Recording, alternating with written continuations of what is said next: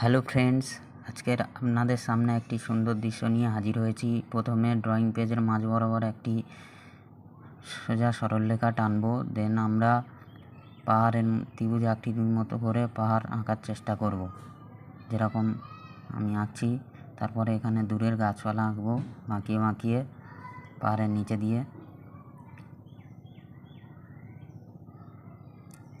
এখানে আমরা সূর্য আঁকছি, সূর্য রশ্মি এগুলো। দেন আমরা এখানে পাহাড়ের নিচে দিয়ে একটি নদী আঁকা মাঁকা পথে এরকম বেরিয়ে আসছে। এগুলো আমরা বর্ডার করে দেবো যাতে সুন্দর লাগে। এভাবে আপনারাও চেষ্টা করবেন।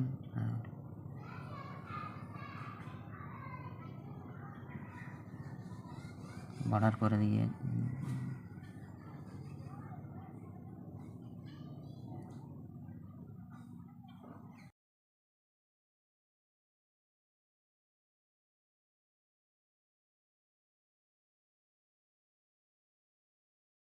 তারপরে আমরা এখানে একটি বরফি আকারের দিয়ে বাড়ি আঁকার চেষ্টা করব।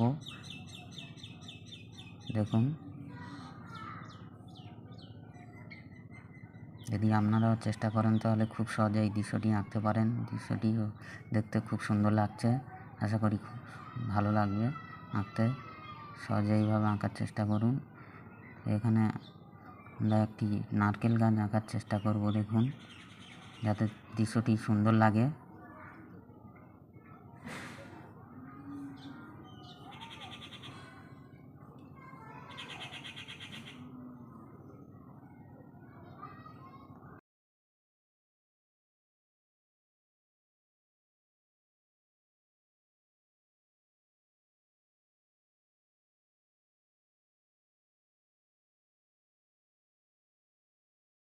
এখানেও আমরা একটি নারকেল গাছ আঁকার চেষ্টা করব।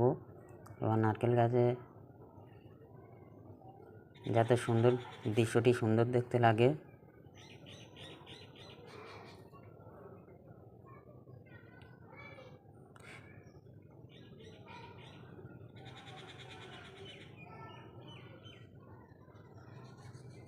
এখানে বর্ডার করে দিয়েছি যাতে সুন্দর হয় নারকেল গাছটা দেখতে। এবারেও একটি বাড়ি আঁকার চেষ্টা করব সুন্দর করে।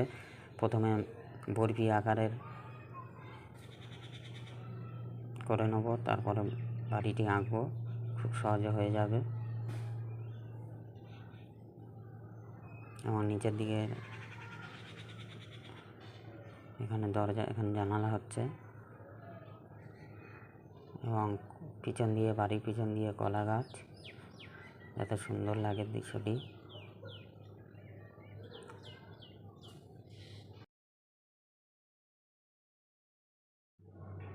মেঘের মতো করে দেবো, আরও দৃশ্যটি ভালো লাগবে দেখুন।